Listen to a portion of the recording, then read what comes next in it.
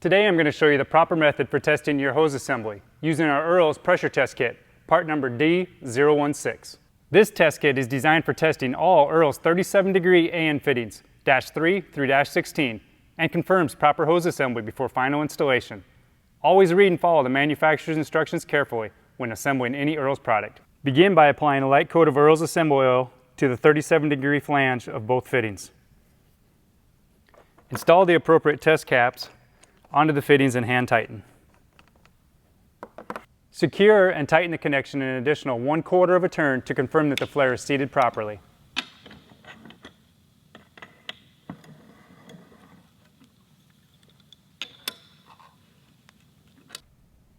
Using a suitable air compressor, pressurize the assembly with a standard air chuck through the Schrader valve found on the test cap.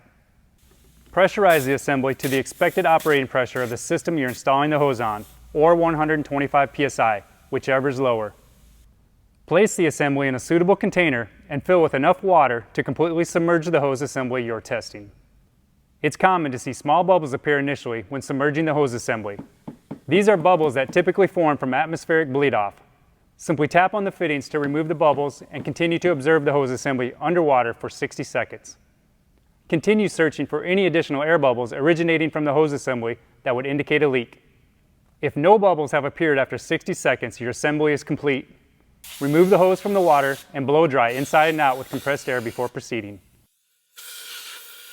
If you find a leak, you will need to remove the hose assembly from the water and inspect the affected area for possible problems.